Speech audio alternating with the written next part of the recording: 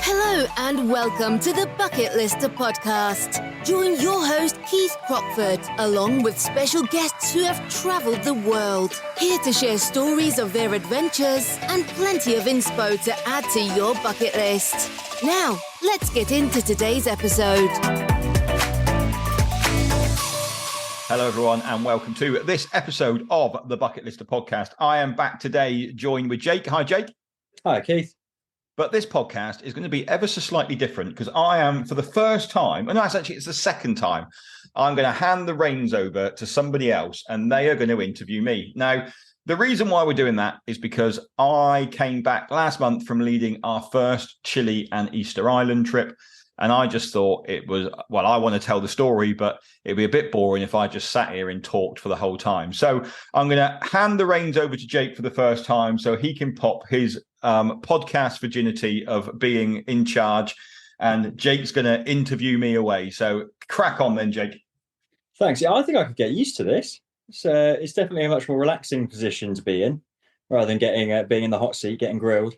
Well, I know what it's like now because obviously, you know, with all of our podcasts, we don't do any prep, and it's just completely off the cuff, and no one knows what I'm going to ask, and that's exactly how I feel now. So I've got no clue. I know, definitely prefer it. So yeah, Chile. Okay, that's the first thing I kind of want to get into is what was a quick day-by-day account can you give us about what happens on these trips? Yeah.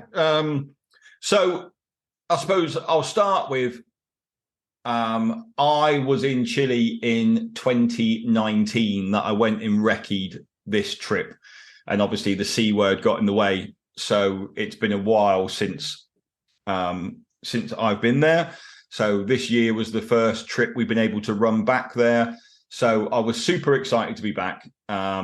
And I tweaked the trip quite a bit in terms of from what I did when I went out there in 2019 to what we did on this one, just from an itinerary perspective and adding more stuff into it, really. So obviously, to start with, you know, if you want to go to Easter Island and you want to go to Chile, then be prepared for a nice long flight because Chile is a long, long way away.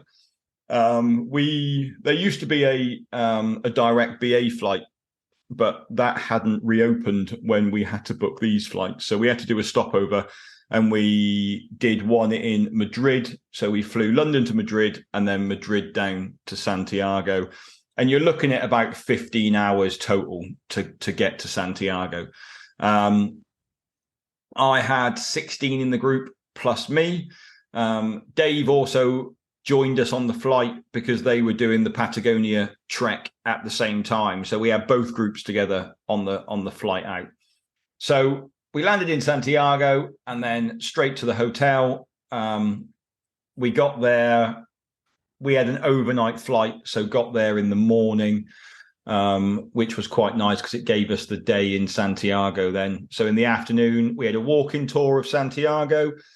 That evening, we had arranged for wine tasting because obviously if you're in Chile, then they are renowned for their red wine. So we thought that would be a really nice way to get the group together and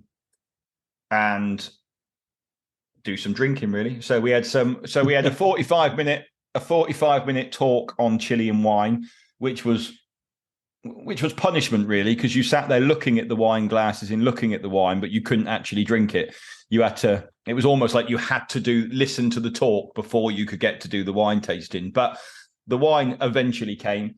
So that was the end of day one. Well, because so far it's not sounding like such a bad trip to lead. So I suppose there's got to be a couple of... I take all of the, obviously I take the rough with the smooth when it comes to that. Like it was... Are we still talking about the wine? Yeah. I mean, okay. To be fair, it was all quite smooth. There wasn't much rough wine in there. It was all kind of very nice. And then the following day, we did a cycle tour of Santiago City, which actually was a really nice way to see a lot more of the city than you can do on a walking tour. So we did cover quite a long distance that day in terms of cycling around the city, seeing everything. Santiago is a really cosmopolitan place. Like the graffiti art everywhere is just stunning in Santiago. Santiago is probably one of my favorite cities to visit, really. There's so much going on. Like there's some really cool bars, restaurants, and people have the opportunity in the evenings to go out to a restaurant. Like we didn't have any group meals or anything organized when we were in Santiago, so people were free to kind of go and do their own thing. Majority of people in the group, actually, we went out and ate in the evenings together. It was really nice. And then the following morning, we got up early and had an early morning flight, and we headed out to the Atacama Desert to stay in San Pedro de Atacama. And that's the bit that I hadn't done in 2019. I'd been to the Atacama Desert, but I hadn't gone as far north as as San Pedro. And I just, from researching it, I just felt like San Pedro was a better location for a group to be than where I had been in 2019. So what did you think of that? Because for a lot of people, that's a huge bucket list tick off right there. And that's only at the beginning of the trip. Yeah, exactly. I mean, it was, I think the trip is, I designed the trip originally to kind of, as we do with all of our bucket list trips, really, to try and keep giving as the trip goes on, if you like. So, you don't want to have all the best bits at the start of the trip and then kind of have the anticlimax at the end when you're away for such a long trip.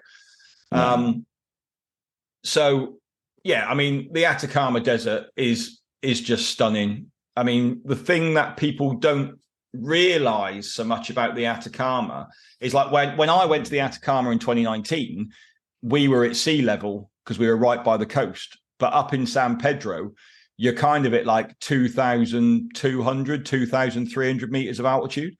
And then regularly during the days while you're there, you're getting up to like 3,600, like nearly 4,000. And then one day we climbed a peak that got us to 5,600 meters, which is higher than Everest Base Camp and only slightly that's what I was about lower. To say. That's higher than Everest Base Camp, yeah. Yeah, and it's only slightly lower than Kili. And you kind of do that in an hour's walk. So for a lot of people, that's the highest they've ever been altitude-wise. So whilst we were in the Atacama, there was plenty of places we went to see. We went to a lot of the valleys, looking at the rock formations. We went to the salt pans. There was the added option of doing a sunrise hot air balloon ride across the Atacama. Again, another early start, but if you want to see the sunrise, you've kind of got to be prepared that that's going to be part of it. San Pedro itself was just an absolutely stunning little quaint town. Again, some really nice restaurants, some really cool and quirky bars. It is there predominantly now for tourism. There's a really cool French bakery that a guy came 20 years ago and set this French bakery up, and it just serves the best coffee and serves the best croissants. And it was kind of like, we got taken there by the guide on the first day, and it was kind of a reoccurrence that people went there on daily basis, really, to stock up with their coffee. The hotel we stayed in San Pedro was a lovely little hotel, very basic, but in terms of what else is available, there isn't a great deal there. There's a lot of hostels there. It gets a lot of travelers going there. You haven't got the choice of hotels that you would have in other places, but the hotel we stayed in was clean, comfortable. It had a swimming pool, it had a bar, it had everything that you needed from a hotel in a great location. You could literally walk out of the hotel and you were on the main street in kind of like 2 minutes. It was warm,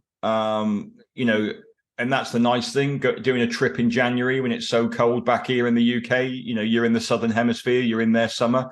You're walking around in flip-flops and shorts and T-shirts and having to think about putting sun cream on in January, which is lovely. So it was definitely the best time to go. We went, like when we went to the salt flats, they've got kind of the Dead Sea of the Atacama Desert. So you get to go and have a swim, and it's just like being in the Dead Sea. You're floating around, you can't possibly sink. And it was just such a stunning place. We went to see the highest geyser field in the world. And then, like I said, we went and climbed Cerro Toro, which is 5,604 meters, which, is hard because you are gaining a lot of altitude, but they drive you up in 4x4s to 5,200 meters. And you've only got to walk the last 400 meters of ascent. And that kind of takes you about an hour and a half, 2 hours, I guess. We had a few people in the group that did suffer with altitude. I think there was 3 that turned around and went back. But, out of 16, that's not a bad considering how high you were. Everybody else, although, they were feeling the effects of being at altitude as you would do, they still found it a massive sense of achievement to get to that high. Because, like I say, that's the highest that a lot of the people in the group had ever actually been to. So it certainly was worth it. And that was kind of, we got picked up at like 8:30 in the morning from the hotel, and then we were kind of back again at 3:00 in the afternoon back to the hotel. So it was just a nice sort of day out, really. You kind of didn't, because you started so high, you didn't feel like you had climbed a mountain in terms of the actual Well, this climb was what I was itself. going to ask you, because when you start talking about how much you've included and all of the things that you got to tick off, and see and experience, all it's very cultural, but it's also, there's the trekking and the cycling, so there's different elements to it. It sounds really intense. But when you say that, we didn't leave until 8 unless you were watching the sunrise, and then we didn't get back until, got back relatively early in the afternoon. It's, it's amazing how much you can fit in and still have time to relax and enjoy some wine and really good food. Yeah, I think, when I put the itinerary together for this trip, there were a lot of early mornings. Like, we had early morning pickups for all of the flights. Or we had late. So like when we were in the Atacama, for example, like we had a really early morning flight, and then we had a late flight returning back to Santiago again from the Atacama. We put that in so you could maximize the most stuff you did during the days. Obviously the Easter Island flight, you haven't got any choice. There is only one flight a day to go to Easter Island. So you've kind of got to be on that flight, and it flies out in the morning. But again, it's another early start. So I would say there are a lot of early starts, and there were quite a few late nights, because when we were in the Atacama again, we went stargazing one night. Well, you're going to be doing that late at night because you're stargazing. So we didn't get back that night until kind of like 11:00 in the evening. But it's a fairly action-packed itinerary, I would say. There isn't, for that part, I would say there was probably we had one morning and one afternoon in the Atacama that were kind of, I would class as free time, where people kind of just chilled out, wandered around, did their own thing.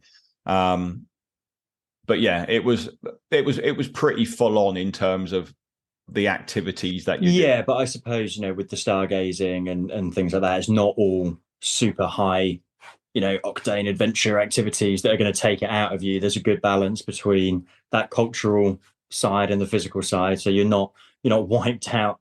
And I think I think the thing with this trip is like, I wanted to put together a Chilean Easter Island trip, and whenever I put an itinerary together, same with things like the Thailand trip, the best of Morocco trip, the best of Nepal trip, all of those trips, when I think about the itinerary, I kind of think about, well, if you're going to go to that country, you're probably never going to go back again.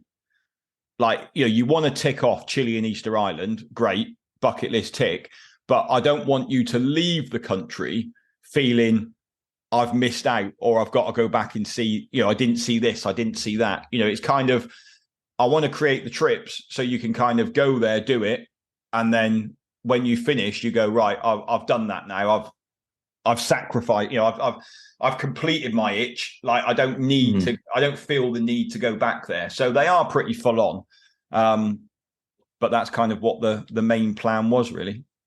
Well, it's a long flight out there, so I suppose you're right. Not many people are going to want to fly back the following month. So you may as well make the most of it whilst you're out there. Exactly. I mean, it's the same like, when you do a Tanzania trip, if you're going to do Kilimanjaro, you might as well bolt a safari onto the side of it. So at least, Tanzania is known for two things, safaris, Kilimanjaro. Like, Yeah. you might as well do both while you're there. And that's kind of what my feeling was with Chile and Easter Island is, while you're there, you're going to do both, but let's tick both off well, really. No, I completely agree. Now, that's something that you've started touching on, which I'm really keen to talk to you about, because it's definitely on my bucket list. I've been seeing the photos as you've been posting them, and I've been getting more and more jealous, as well as ticking off some huge bucket list moments in the Chile trip. You also get the chance to go to Easter Island. Can you tell us a little bit about that? Yeah, I mean, you're going to be waiting a long time to take my place on the Easter Island trip. So don't get too excited about it. I mean, you're a young lad. You got plenty of time in your life. But yeah, I mean, Easter Island is, when I first went there in 2019, I couldn't wait to go back. It's probably one of my favorite places to go. Like the history. I mean, it's like with anything, like it's a massive bucket list tick to start with. Secondly, I just think there's very few people I know that have got an Easter Island stamp in their passport. Like if I go and talk to my friendship circle, my extended friendship circle, people know people who have climbed, if I say I've just climbed Kilimanjaro, somebody else has climbed Kilimanjaro, or they know a mate who's climbed Kilimanjaro. They know a mate who's done Everest Base Camp. If I've been to Tenerife, someone's been to an 11 Reef. Like, but with Easter Island, like you cannot bullshit your way and say you've been there. Like you've either been there or you haven't been there. And to have that stamp in your passport, I mean, it's an expedition to get there in itself. It's a 5.5 hour flight from Santiago. So when we left the Atacama, we had to fly back to Santiago. We got back into Santiago airport at about 9:00 in the evening. That night we stayed in an airport hotel, so we didn't have to transfer back into the center of Santiago. And then in the morning, again, early pickup to get back to the airport to get to Easter Island. I mean, it's a big plane that goes to Easter Island. It's a 333 seated plane, so it's not like a little plane that goes there. It is a big plane. There's only one flight goes a day, and at the moment, it's only flying 4 times a week. Pre-pandemic, during the main season, they would be having 2 flights a day going in there. Now there's only 4 flights a week from Santiago, and they also used to fly into Easter Island from Tahiti, and they still haven't restarted that flight in from Tahiti yet either. But Easter Island is just this amazing Polynesian island with palm trees. Obviously, you have the Moi heads as well, but you just feel like you're in paradise. Like, everyone lives in one town. Like you're walking down the street and they're selling fresh fruit, and it's got some amazing bars and restaurants again. Like the surf was crashing in. Yeah, it's just perfect. Like it's, the history there with the Moi heads.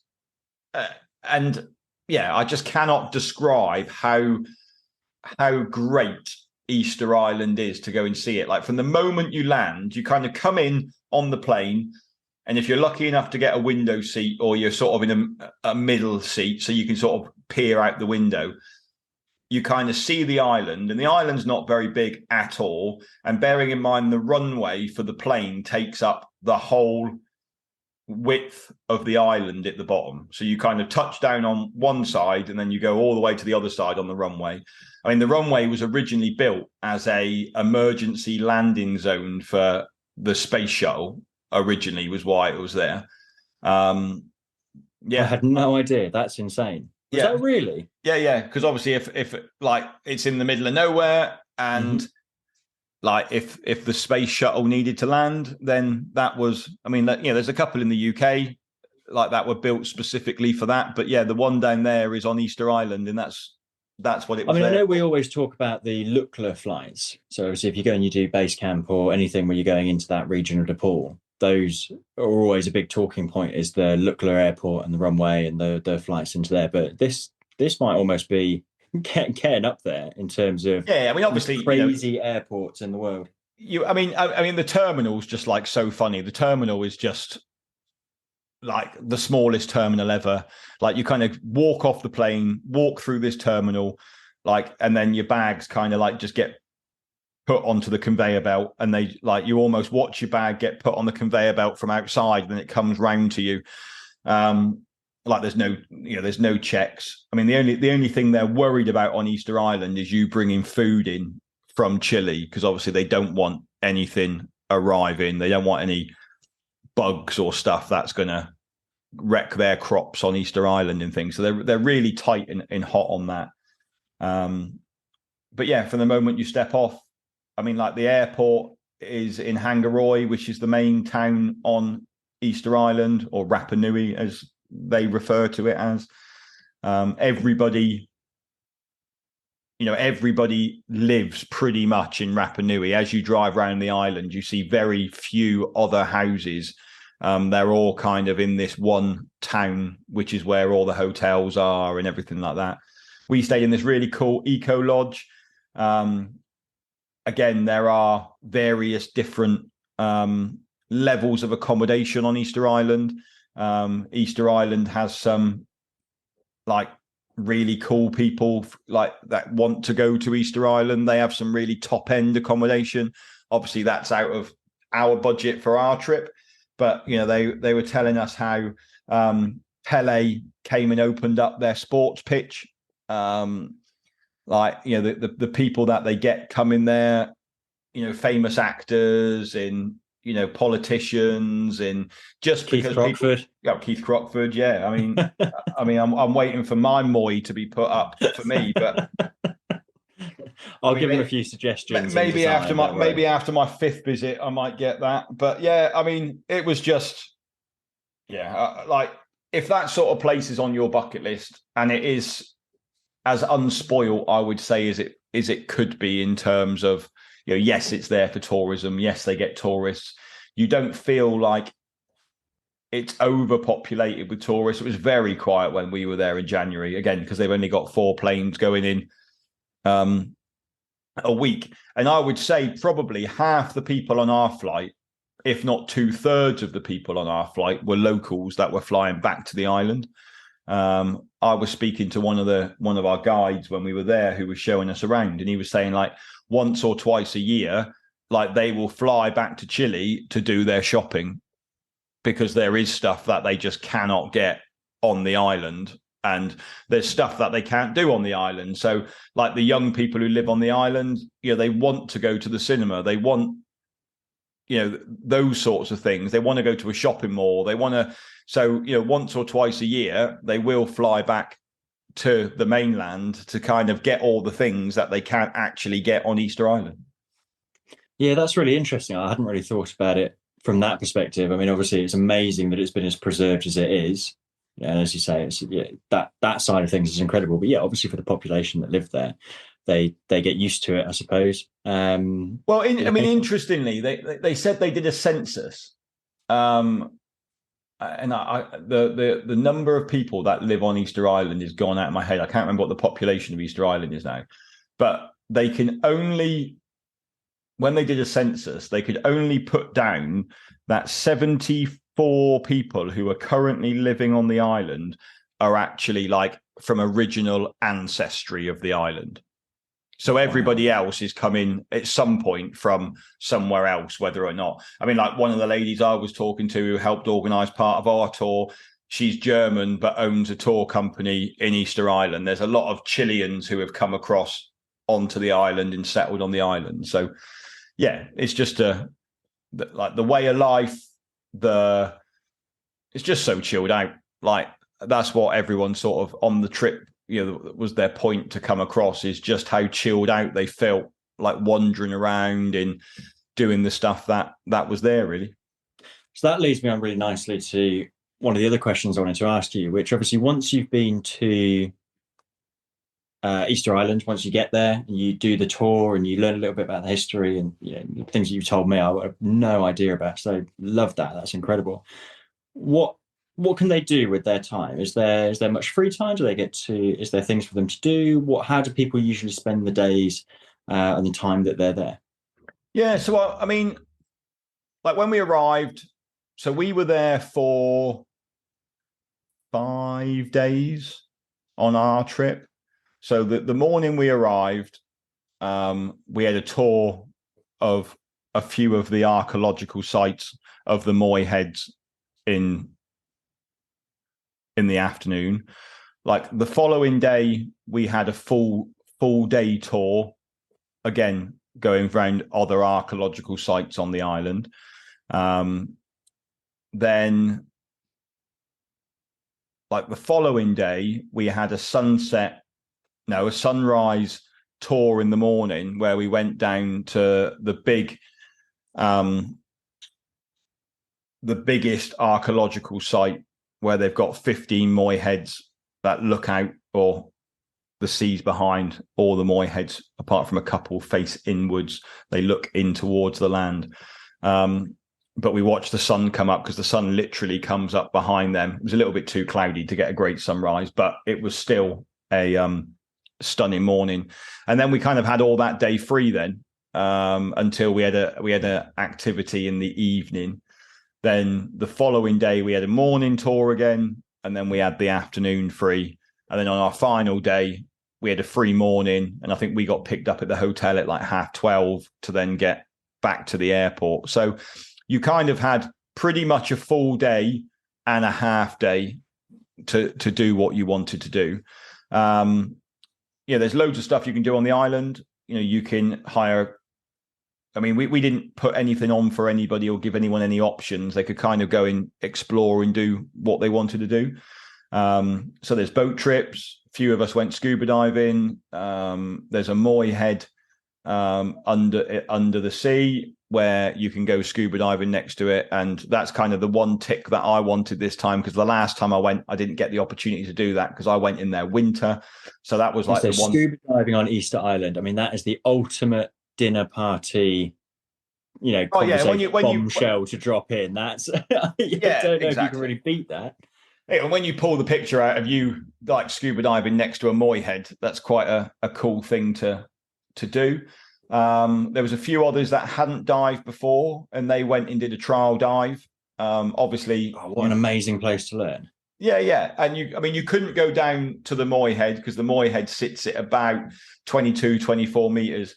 So they couldn't go and do that one. So the three of us who were already divers, we went and scuba dived the Moy. And then I think there were another 4 maybe that went and did a trial dive. There was a few that were supposed to go snorkeling and go on a boat trip. Unfortunately, the weather came in a little bit choppy to go snorkeling. So unfortunately, that did get postponed.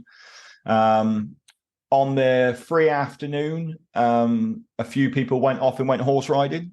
I'd organised for a few of us, because when we did a tour, there's a really nice beach on Easter Island. There's only really one sandy beach on Easter Island. We went there as part of the full day tour that we did, but we didn't actually get to have time to go swimming. And I kind of said to a few people that, I'm going to probably, on the afternoon free day, I'm going to get a taxi and head up to the beach and just go swimming to say that I actually have been swimming in January in the Pacific. And a few people were kind of like, oh yeah, that sounds a really cool idea. So like they did the same thing. They jumped in a taxi with me and we headed off. And it's a really funny story about that. So I'd ordered 2 taxis. And so we'd ordered these. So the group had arranged to go horse riding, and they were getting picked up at 4:30 or 2. Was it 4:30?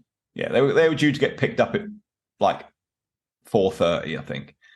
And I said, well, we'll get our taxis for 4:30 as well, because then we'll get back, because it was our last night on Easter Island. So everyone wanted to go out for a meal together. They wanted to see the sunset.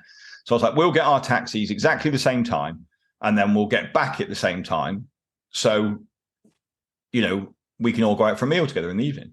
Yeah, that's a really great idea.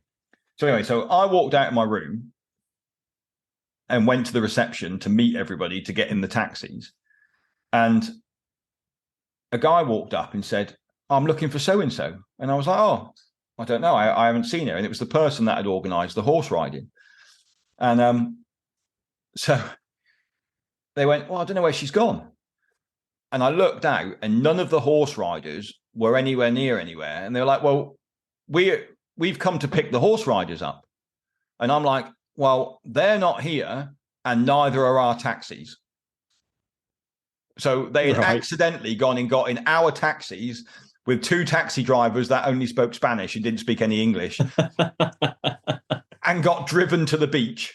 So they've now gone to the beach when they should be at the horse riding. And we're now at the hotel with no taxis because there isn't very many taxis on the island anyway.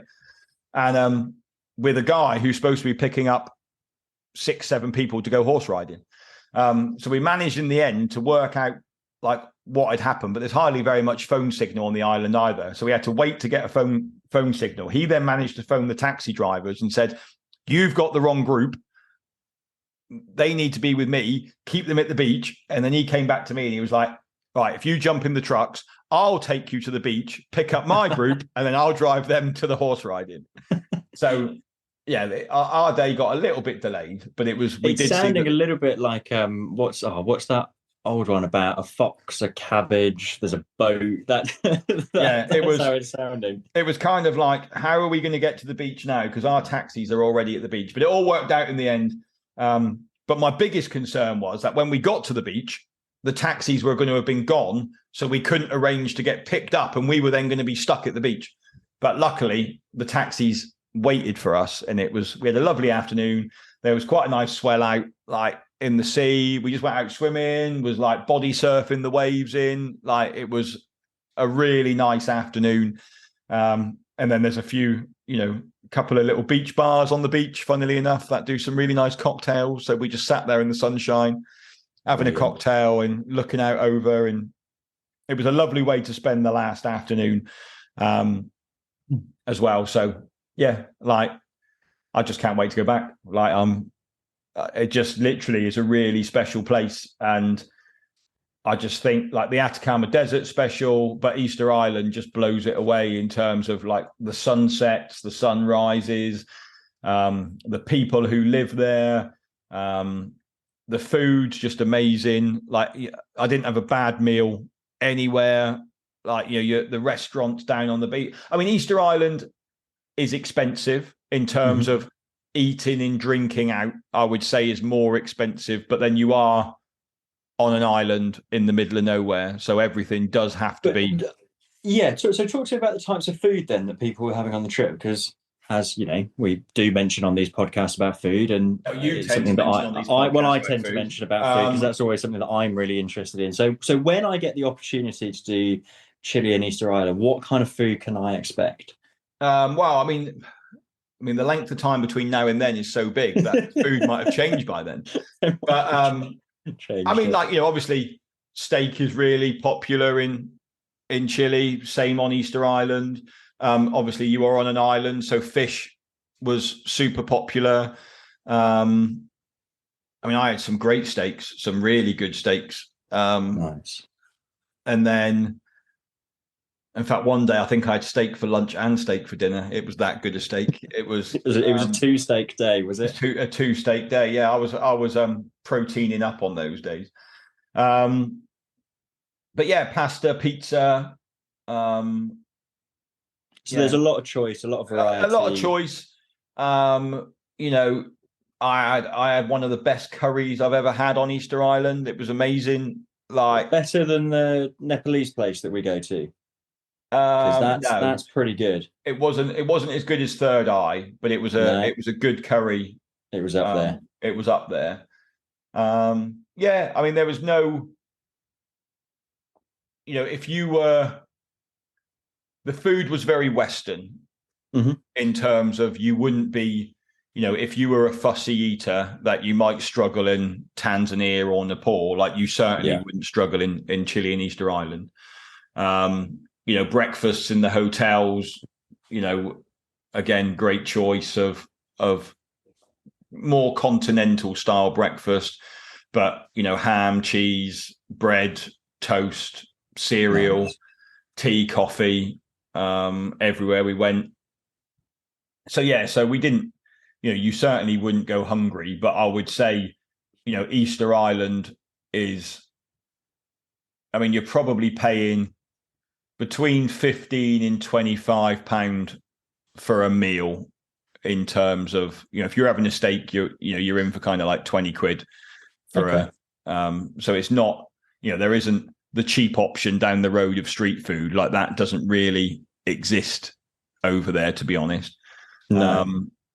I mean, we found this great cocktail bar, and we had gone one night. We'd gone out to a traditional war dance, and to watch the sunset, and they'd put on like sparkling wine for us. They'd put on like a little spread of food. Like, they had this war dance, and then we sort of were hanging around to try and get the sunset, but it was, again, a bit too cloudy that night to actually really get a good sunset. Which, unfortunately, there's not a great deal as a tour company we can do about the weather. Although we're planning on going to see a sunset, like, we cannot guarantee. It's one of the things that we can't really guarantee. We're working on it. We're trying, but we're trying. Yeah. But so it came to the end, and they were like, oh, okay, guys, if you're going to get in the coach, we'll drop you back. And we were like, well, the town's only just over that hill, isn't it? It's going to take us longer to drive back round than it will take us to walk. And he was like, yeah, actually probably will. So I was like, well, I'm quite happy to walk back into town, because a few of us were going to get a drink on the way back. And a few were like, oh no, I'm just going to go back and head back to bed. So they got in the bus and went back. And there was probably about 10 of us, I suppose, that started walking down. And then we just found this bar completely out of town. Like, it was just at the top of the hill. Like, we'd not been up that way before. And like, they were the friendliest people you've ever met. And we must have stayed there for like 2-3 hours. And in the end, they were just making us new cocktails. Like, I taught them how to make an espresso martini. They'd never heard of an espresso martini before. And I was like, well, you've got espresso, you've got Kahula, you've got vodka. I'll teach you to make an espresso martini. So they've now got espresso martinis in the bar, thanks to my cocktail making skills. But yeah, it's just such a cool place. Like, I literally cannot rate going there. Like, if it's not on your bucket list, look it up and see if it could be on your bucket list. But if it is on your bucket list, then, you need to get it ticked off, really, because you won't regret it. And, that's the whole point. And it is an expensive trip. Let's not beat about the bush here. Like, it is an expensive trip. There's a lot of flights involved. I mean, we had 8 flights on the trip in total. So we had Madrid, Santiago, up to the Atacama, back again, out to Easter Island, back again, back to Madrid, and back to London. So there was 8 different flights in total. There's a lot of flying time. But it's a 16-day trip. There's so much to cram in.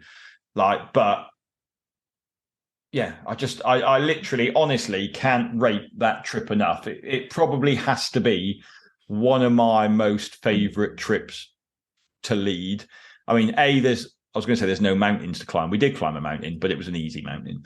But yeah, well, that is high praise, because the amount of trips that you're racking up now, if you're comparing them against all of those, that is up there. I mean, like you said, there's mountain climbing or high altitude trekking is probably a better way to put it.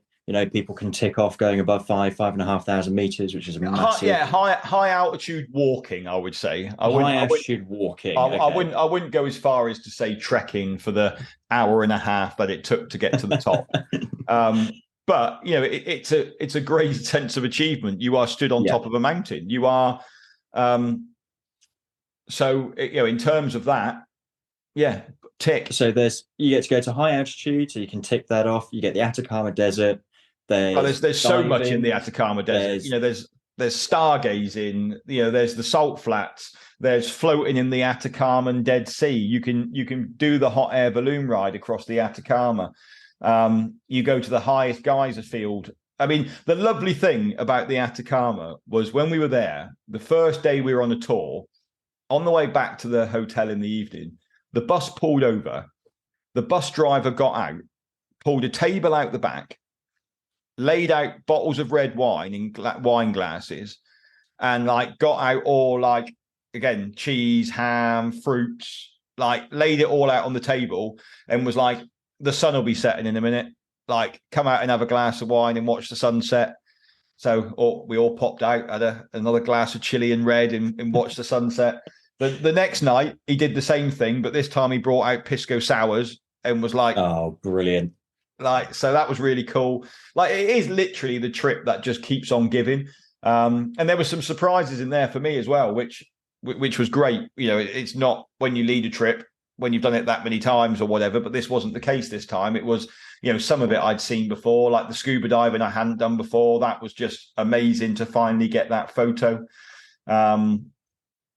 But yeah, I mean, it's just such a great trip. And like I say, it is an expensive trip.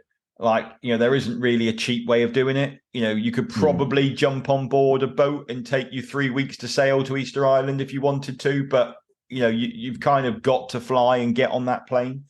But you know, obviously, some of these people had booked this trip 2 years ago, 2.5 years ago, paid it off monthly, and you know, realized that they really wanted to do it. I mean, it was surprising that we had quite a few people who had Easter Island on their bucket list, and kind of the Atacama Desert was kind of like the bit before they got to do the bit they came to do. But they were like, no, the Atacama Desert has just been amazing. Like, I never thought it would be that good. Like, it was. So I think the whole trip is amazing. Even if you have, you know, just, I want to go to Easter Island, actually the trip just gives so much more than Easter Island, and you get to tick so much more off. And then we flew back to Santiago. And then we went back from Santiago. We went back to the original hotel that we started off in. And then we had another full day there the following day, where people kind of, again, there was nothing planned. People could do what they wanted to do. There's a big cable car that goes up, and people had seen that on the cycle tour. So a few people wanted to go and do that. In the evening, we all met up because they're just down the road from where we were staying is the tallest building in South America. It was on the Grand Tour when Clarkson and everyone did that. So we decided that we were going to go there and have some drinks because they got a sky bar at the top of it. So we thought, well, let's go and watch the sunset there. I mean, it is a trip of sunrises and sunsets. So I was starting to get that. Yeah, I was like, there seems to be a lot relating around sunrises and sunsets and wine and pisco sours. And wine, pisco sours, mois. I mean, like, you know, you do see a lot of mois. And, you know, it's kind of like when you see your first moi.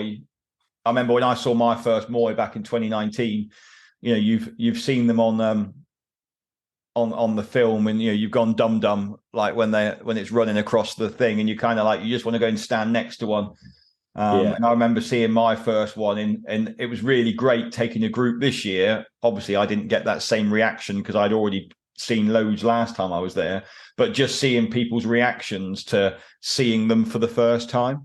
Well, I think that's one of the things that you and I have spoken about. I've spoken with Gareth and Dave as well. And what we really love, especially as we do these trips more and more, is seeing people's reaction to the places that we get to go to for the first time. You know, that first time you get to base camp or reach the top of Kilimanjaro or Mount Toubkal or diving, you know, seeing the look on people's faces and achieving, you know, that bucket list trip that's been on their minds for ages is incredible. Exactly that. I mean, you know, this trip is slightly easier from a leader's perspective than taking people to Everest Base Camp. You know, it's right.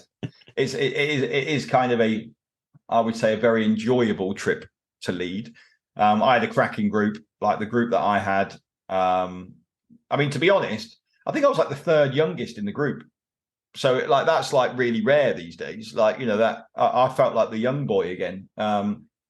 But, you know, it was a complete mixed group. We had a couple of people who, we had 2 couples on the group, and we had a couple of friends who came together. But the other 10 people were all kind of single people who were traveling solo who had never met anyone before. So that was really cool. We had a bit of a mix of bucket listers who have done trips before and new clients. I mean, I'm trying to think how many I had. 1, 2, 3, 4, 5, 6. Your counting's improved. It's got very good. I was almost going to count it. I was almost going to count in Spanish then, but I didn't think I'd get past 6. So, but I think I had 6 or 7 who were clients who travel with us quite a bit. All the rest were new people who had used us for a first time, which, I thought was kind of like amazing, because when we first launched the Chile and Easter Island trip, it was like the most expensive trip we ever put out. And I'm like, this is going to be a hard sell, I think. Like, this is, we've got Mount Toopcal for 700 quid, or we've got Chile and Easter Island for, 4,000 quid or whatever it was. It's a lot of trust. It's a lot of trust. And, we've had some really great reviews come back from it. People that have been their first trip with us have booked other trips with us. So, people, I mean, just if it's on your list, just get it booked. Like, that's my advice to you on that one. There you go. That's that's how we'll headline this. That's all that needs to be said. So once I put my miles in then on the base camps and the Achilles, and and I get the chance to go out there, I'm gonna keep going. But obviously when it's my turn, what sort of shopping should I get done? My wardrobe at the moment is all very trekking and hiking and mountaineering related. Am I going to be all right rocking up with all that stuff, or should I invest in maybe a nicer pair of trousers and a suitcase? I mean, I still took my duffel bag, and you are going through a lot of airports, so to be able to put your duffel bag on your back and walk through the airport, like that's my preferred way of traveling. A few people had suitcases. I mean, you perfectly get away with a suitcase. For me, it's just I like to put my duffel bag on my back and go for a walk. So, I mean, in terms of clothing wise, I wore trousers a couple of times, I think, but I'm talking about trekking trousers. I don't think I put my jeans on at all. Well, I've only ever seen you wear jeans twice in the time probably. I've known you, I think. Yeah, probably. And that's just in the UK. Yeah, and to be honest, I'm flying out on Thursday to Israel to go and look at a new trip in Israel, and I've been advised to take business dress with me because I've got a few evenings where I've been invited to events, and I'm now worried about what that entails, because I don't think Jewelstone shorts and flip flops has. But they're your nice shorts. They are my nice shorts. They're your nice shorts. They're my best ones. I was going to take my best flip flops as well, but that's like when we did our staff get together over Christmas, and our MBA sort of said, just dress nice. So Gareth turned up in his nicest pair of approach shoes to go to this restaurant. He had his nicest down jacket on and his nicest down jacket, and I think he even washed his boxers. But that's another. But I think people. It was interesting because I think the one thing that we don't really advise people is to actually take like a smart set of clothing on a trip. Because actually, when you get back like on the last night and you go out for that meal with everybody, you kind of maybe want to dress up. Some people will have put an outfit in, and other people are still in their dusty trousers from a Toopcal trek or whatever. I would recommend that to, if you've got the ability and you've got the space, because you can leave that on most of our trips, especially the Toopcals and the trekking ones and that kind of, you can leave those in the hotel. So you've got a really nice, after you've been on the mountain or on the trail for several days or weeks, you can come back, you've got a brand new outfit, lovely and clean.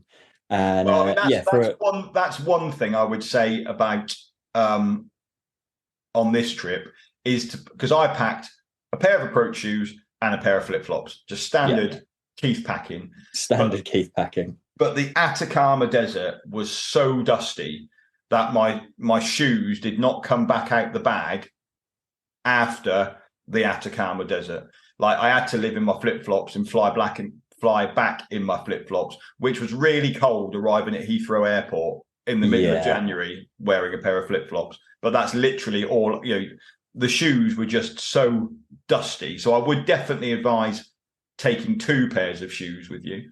That's good. Sunglasses were a must.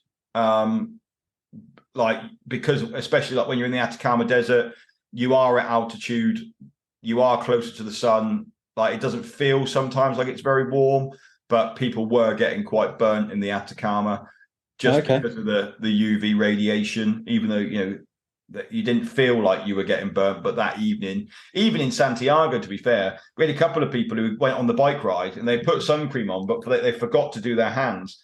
And obviously where they've been holding the handlebars for like so long, they just literally had like the top of their hands were like bright red where they hadn't suntanned that bit when it was on the handlebars. So plenty of sun cream. Like I say, you could take a suitcase. Some people took their trekking poles with them because of the walk up the mountain, but actually when we got there, they provided trekking poles for everybody. They also had like warm gloves for people. And that was the other thing. Like there was some mornings, especially in the desert, when you're at altitude and you're getting up that early, that it's super, super cold. Like the morning we went to the geysers, there were a few people in the group that properly got the wrong memo for the clothing attire. And they were in shorts and flip-flops, and it was -9. I shouldn't laugh because that is horrendous, but yeah. I mean, as soon as the sun come up, it warmed up. Like they were cold for a little bit, but yeah, it was proper cold. And then they were like, "But you've got shorts on, Keith." I'm like, "I know I have, but I've also got trousers in my bag." Like, right, got you. So I still did it in flip flops though. I'll still take that one, but again, only because I didn't want to get my dusty shoes out my bag again. They were kind of done at that point. But yeah, I mean, the trip was amazing. I can't wait to go back again next year. We've got trips in 2024. We've got another one for 2025. I mean, I've got some people who had done the Patagonia one that are now booked onto the Chile and Easter Island one. And then likewise, we've got people who are booked onto the Chile and Easter Island one that have now booked onto the Patagonia one, which was nice. I mean, the Patagonia one was a couple of days shorter, so we didn't see them at the end. They'd kind of flown back the day that we were coming back from Easter Island, I think. So we kind of they were 2 days shorter on their trip than we were. So we didn't see them at the end. But obviously, they'd seen photos and whatever. So that's brilliant. Okay, well, I've got 2 more questions for you then. And I think, well, that you might struggle with both of them. But the first one, if you could possibly limit it to one or maybe a couple, out of everything that we've spoken about and all of the things that you got to see on the trip, what would you say stands out as a wow moment? On lots of our trips, we like to talk about things that aren't necessarily included in our itinerary that people experience and get as a wow moment, so that they get to take away with them that was potentially unexpected. Was there anything like that on this trip? Obviously, scuba diving the Moy Head was my wow moment of the trip. That was on my bucket list. That was on my bucket list to do. I hadn't done it before. So for me, that was my wow moment. I think from a group's perspective, 2 things, I suppose. One was,